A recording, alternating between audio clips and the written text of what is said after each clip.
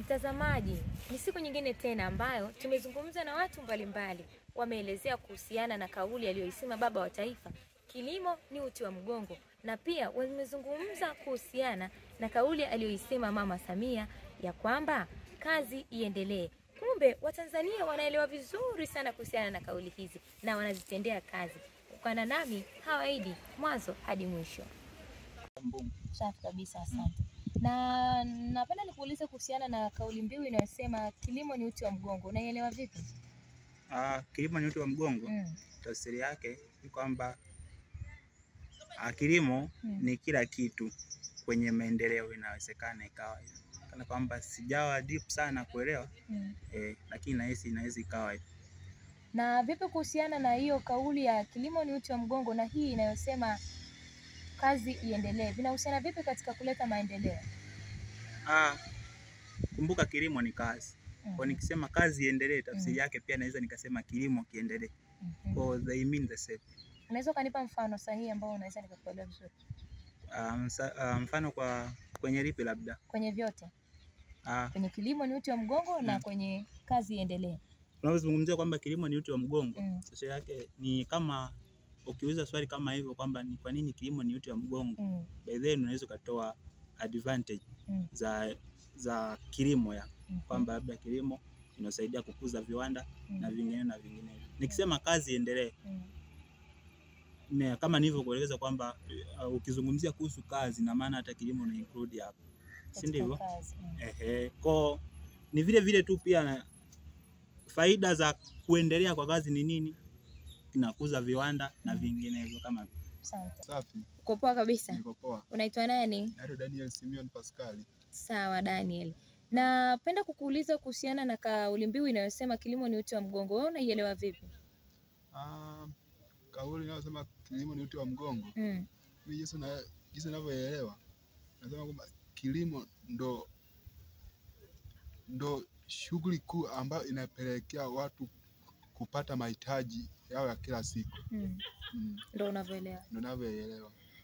Unaweza ukaniambia kauli hiyo ya kilimo ni uti wa mgongo na hii ya sasa hivi inayosema kazi iendelee zinahusiana vipi katika kuleta maendeleo? Hapo hiyo kauli mbiu ya kwamba kilimo ni uti wa mgongo na kazi iendelee zinahusiana kwa sababu kilimo na kazi ni vitu ambavyo vinaendana perpendicular, yani zinaenda sambamba. Kwa hiyo bila kilimo hamna kazi. Sawa, japo kuna kazi zingine ambazo hahitaji kilimo, lakini kilimo ndo kazi ambayo ni tegemeo la nchi. Kwa hiyo kazi ya kilimo lazima iendelee ili watu wafanyaje, wafaidika au wapate chakula cha kuwezesha ili waendelee na hizo kazi. Ndio maana hiyo kauli mbiu kwamba kazi iendelee zinahusiana na kilimo. Sawa. Na vipi kuhusiana, vijana wengi wanakimbia hii mambo ya kilimo, wanahisi kilimo ni kuingia shamba, yani kilimo kama wanapoteza muda. Wewe unachukulia vipi? Mimi hapo ndizo ninavyochukulia kwamba hao hawajaelimika, kwa sababu sasa hivi ili upate hela lazima ubeze kwenye mashamba, lazima ubeze kwenye kitu, ili chanzo cha hela ni shamba. Kwa kila kitu ndo mtu anaweza kupanda miti, anaweza kupanda mazao ili apate hela. Kwa bila kujishughulisha aweza kufanyaje? Aweza kupata hizo kazi. Hapo tunaweza kusema kwamba hao hajapevuka kiakili.